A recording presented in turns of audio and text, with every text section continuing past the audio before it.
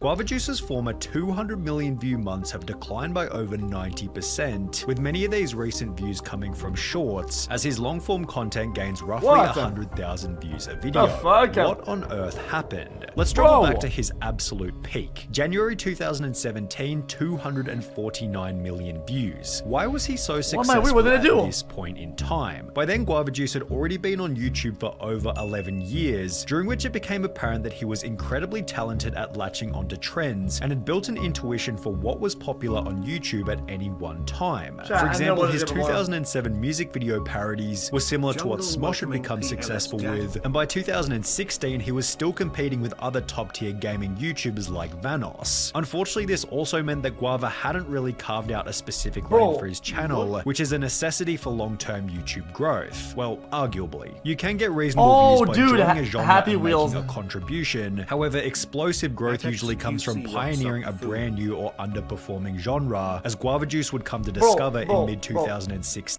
Bro, it's kind of insane that you guys like to use things like virtue signaling and like say, oh, that's virtue, bro. You're just pretending, whatever. And look at y'all, dude, I've watched every single one of these guys' videos. Like, that's like dozens on dozens. Nobody says a singular word. I play one of these after the end of the video where you had bad takes, and it just says, oh, these videos are boring. Oh, that's just boring. Oh, these videos are just bad. Like, what the fuck? Bro, that's like that is the most virtue dog I've ever seen in my life. Like, what the fuck is on you guys? After uploading a video simply titled Orbeez Bath Challenge. Now, there was no denying that this video was targeted toward children. However, it still had many different elements of relatability, leading the video towards success. For example, anybody could access Orbeez, most people have a bathtub in their house, so it therefore posed this question of, well, what would be the outcome of this experiment if you did it? Okay, did he genuinely make transphobic comments? And it was pretty insensitive, definitely, right? And it was very like, I think it was very like businessy, a little too much, but I don't unless I didn't watch it properly. For yourself. This made the video extremely enticing to click on, and once watching, Guava Juice then validated the audience by providing the exact outcome that everybody had clicked on the video for. A bathtub filled to the brim with Orbeez, which when combined with a cameo from Spider-Man, made for the perfect viral video. Each of Guava's bathtub uploads followed this similar premise of what would happen if you did this in your own house. There was always an element of curiosity. His Oobleck bath challenge we can discuss it if you want to, how but I make don't the know. liquid, and it posed the question of, well, is he going to get stuck when it finally dries at the end of the video? His Lego bath challenge. Okay. Just go back. Okay. Okay. Alright. Okay. Alright. I'm gonna keep it a buck. I don't think I saw that. You want to link it or link the thing? I don't mind. We could break it down if you want. Pose the question of will he get hurt, while his Diet Coke and Mentos bath challenge implied that the Coke might fizz everywhere. Each episode was only 3 or 4 minutes long. Bro, this is molding. Alright, last pause. Bro, this is so bro. Bro,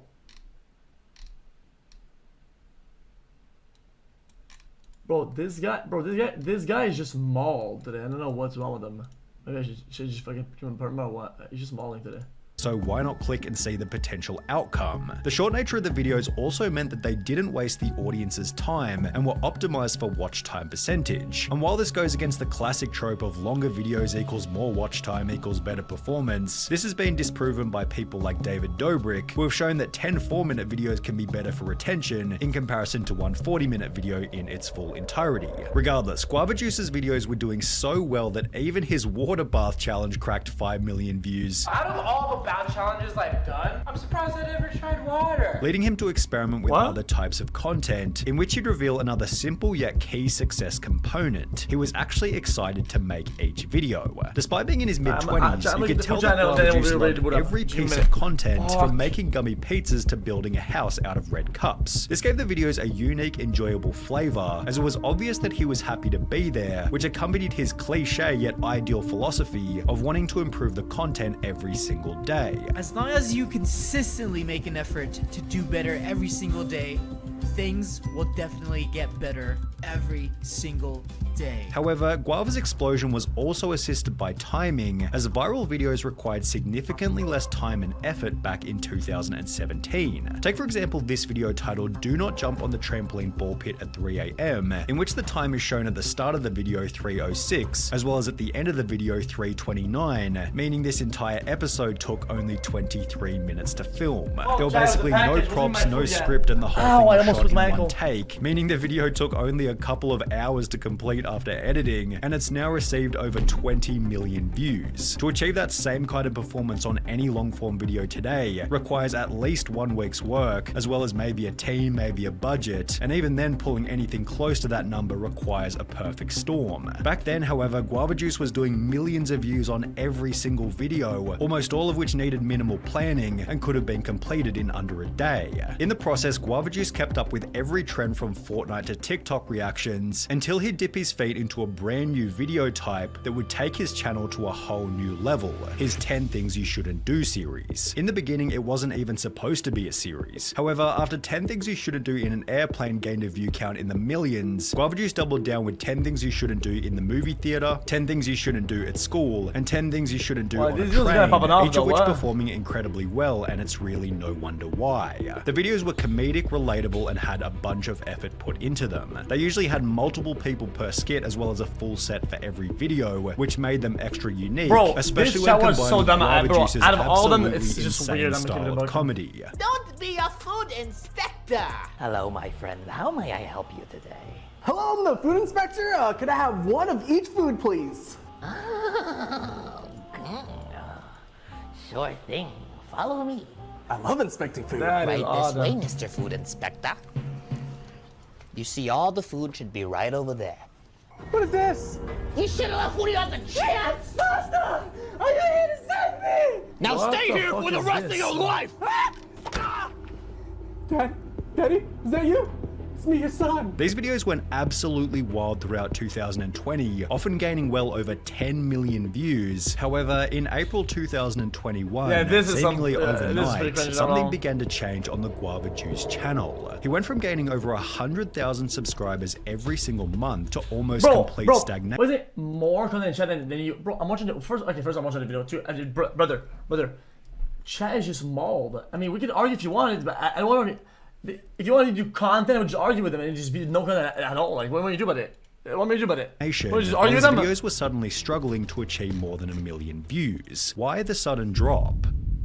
The decline seemed to begin with a video by Danny Gonzalez, posted only 2 weeks prior, titled "Guava Juice is Out of Control," in which Danny would critique the absolutely insane nature of every Guava Juice video in a fun and entertaining way. It's just so hard to follow. It's like, is this even a story? Is there a plot to this? They're just like doing random things and crazy things are happening. He can't really subvert our expectations anymore because our expectation is just that something random is going to happen at all times. The video received over 2 million views in less than a week, and while it acted as somewhat of a compliment, since Guava Juice was trying to make insane content, Danny's video would also act as a catalyst for the short-term retirement of the series. After uploading an episode on the 3rd of April, Guava Juice didn't post a 10 Things You Shouldn't Do episode until almost 3 months later on the 27th of June, after which it became obvious that the quality of the series had dropped off significantly. For example, Guava Juice's 10 Things You Shouldn't Do at Disneyland felt like it had been thrown together with no prior planning. There was no set, there were no characters, and the jokes felt random, but in a way that was more like, what the hell even is this anymore? Don't feed the birds.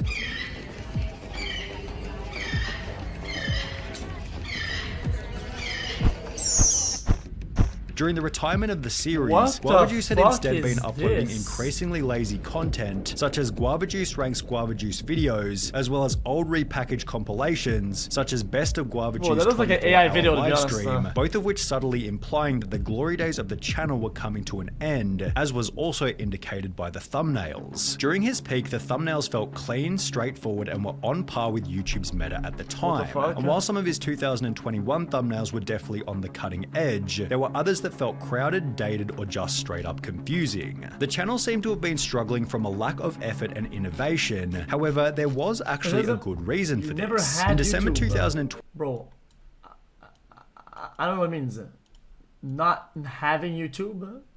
What does that mean? 21, Guava Juice announced that he'd instead been spending his time on a kids' TV series called The Guava Juice Show, which was about to release its very first episode on YouTube Originals. Guava displayed his confidence in the show by purchasing a billboard at LAX, and it was looking like this series could reignite the channel, although only in the beginning. The first 5 episodes performed reasonably well, averaging around 3 million views each. However, for whatever reason, the 6th episode gained only 150,000 views, with almost every episode afterwards following a similar trend. Guava and his team would produce a total of 13 episodes for the show, after which he'd upload a new video titled The End, in which Guava Juice was unusual. Wait, they probably had it somewhere playing in the back, either through an ad or an embedded or someone on a website. There must have been something to jump that, because that doesn't make any sense. Upset, possibly as a partial result of the show's poor performance. I've been doing Guava Juice for so long, I've missed my daughter's birthdays and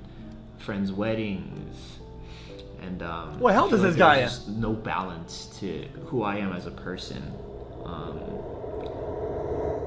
Guava Juice didn't specify why he was feeling so down. However, he wasn't ready to give up just yet, as he then released a second season of the show, which once again performed to a mediocre standard. At a couple 100,000 views per episode, Guava might as well have just continued making standard videos, and this wasn't even the worst part. Whilst producing the show's 26 episodes, Guava Juice lost touch with the one skill that had always guaranteed success, an ability to keep up with trends and the current YouTube meta. Prior to making the Guava Juice show, he was averaging maybe 700,000 views on his normal YouTube uploads. However, does he have another YouTube for like 11 years now? Does he say? But after the second season came to an end only 7 months later, it was rare to see any of his videos achieve more than 200,000 views. It seemed that Guava Juice had fallen into the misconception that if he split his time between YouTube and a TV show, he'd achieve double the amount of success, yet the opposite happened. I don't like the movie. I don't like the format of like, oh, this guy fell off or whatever the fuck, right? Because when you do something for that long, it doesn't matter. At that point,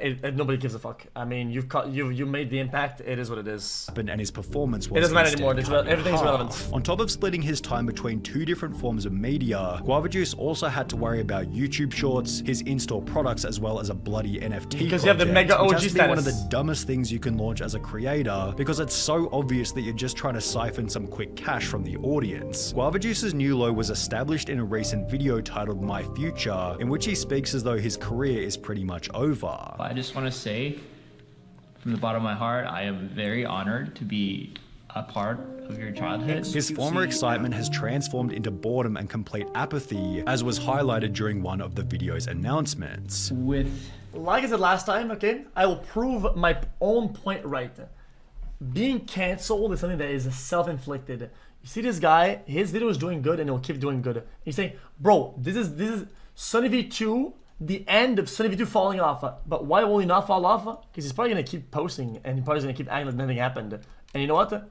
That's probably what the viewers are going to do, the same thing. That's how the world goes around. Anything else you say is irrelevant because it's just wrong. Sorry. Bro, I don't even like him that much. I don't even like the videos that much. I just like because it's just, dude, bro, I just watched them.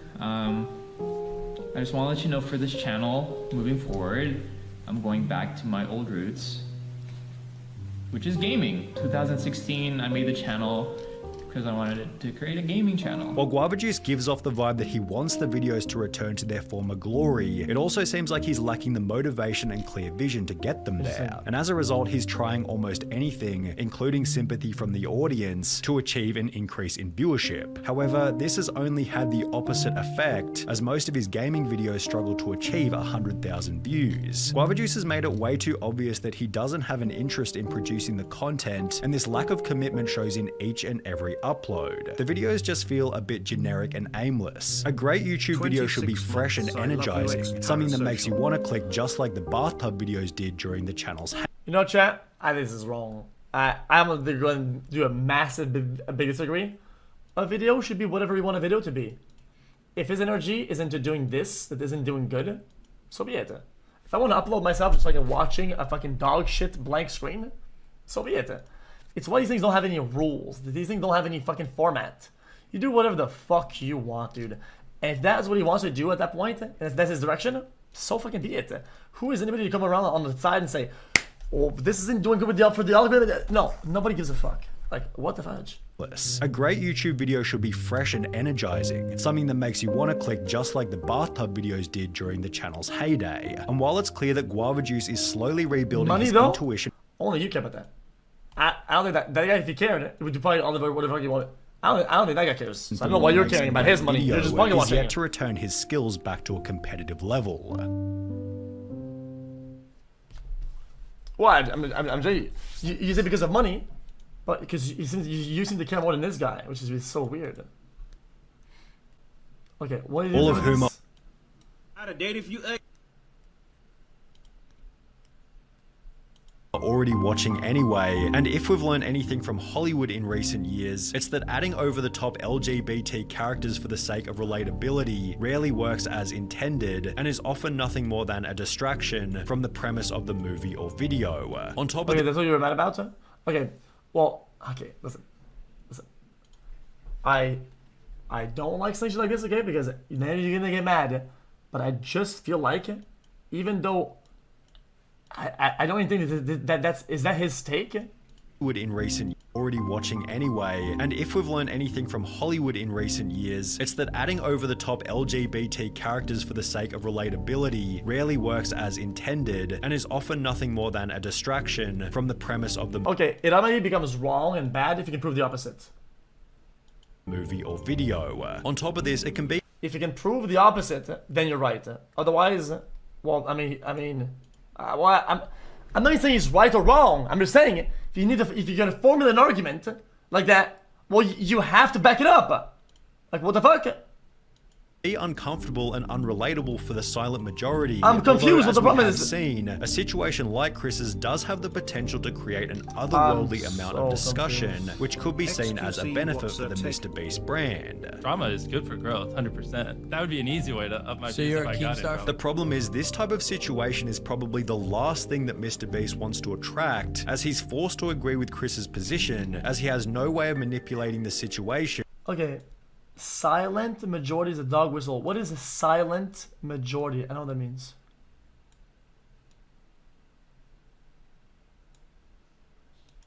Without being painted as the bad guy. It's a lose-lose situation for Mr. Beast. I think Jimmy is in an inescapable situation. If he kicks out Chris, cancelled. If he don't, his channel will die for real. An inescapable situation is a pretty good way of describing the drama, which is also why it deserves the harsh label of being a nightmare. Jimmy has no option but to publicly express acceptance. Yes, this was bad. I said it was bad for a lot of reasons, a lot of things, and I think a lot of the narratives are pretty fucking bad, right?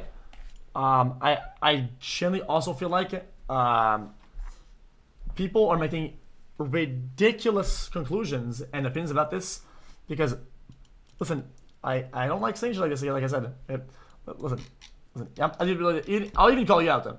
It's blatant transfer. Okay, so listen to Kanye's music on stream and you jam that shit hard and you go hard with it, right? All the time. When he said massively anti-Semitic things that affect a lot of people, right? In the most craziest ways out there that he said these, and you jam the fuck out. This guy said you don't agree with it, right? And then you're like, oh my god, dude, don't watch, don't listen. Oh my god, what the fuck is going on? Oh my god.